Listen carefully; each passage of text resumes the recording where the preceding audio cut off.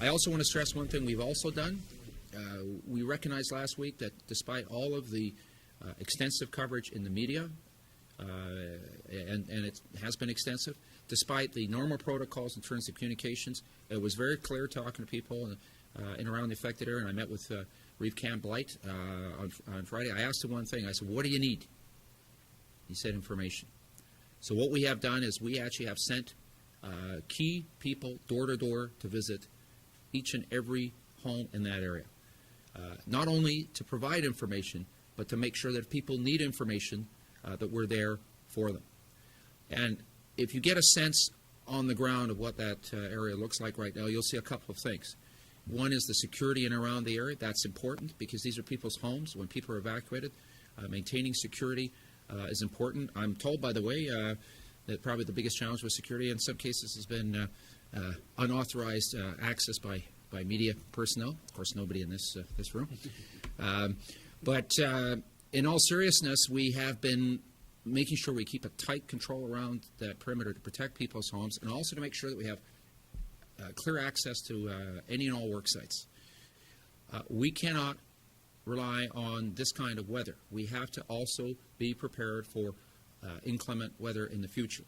We also have to be constantly vigilant for all of the elements of our flood infrastructure. The portage diversion, the Assiniboine River with the Assiniboine dikes. When I say that, it's important because we have been fortunate, particularly with weather over the last few days, not to have to action more significant release through the uncontrolled release area, but it's still very clear from the kind of circumstances we're in right now and the extended period of time which we're going to see flows that we're not out of this. Yes, we've made significant progress, but we have to be absolutely vigilant over the next days and, quite frankly, weeks. Warm, dry weather is assisting with efforts to reinforce and strengthen the Assiniboine River dikes between Portage La Prairie and Headingley, and flows through the portage diversion structures are also being very closely monitored.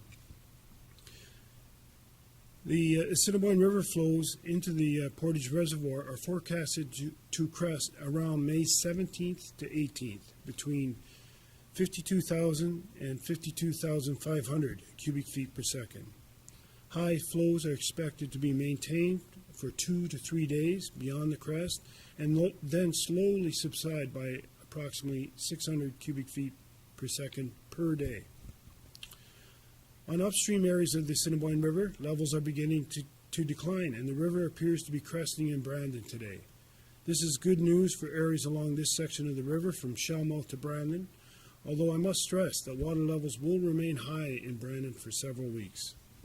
A provincial call center is in place and making regular contact with residents in the area affected by the controlled release.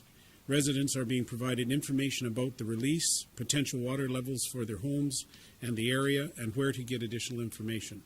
In addition, door-to-door teams are working in the area. If you are affected by the controlled release and we have been unable to reach you, please call 204-945-7200 if you would like information.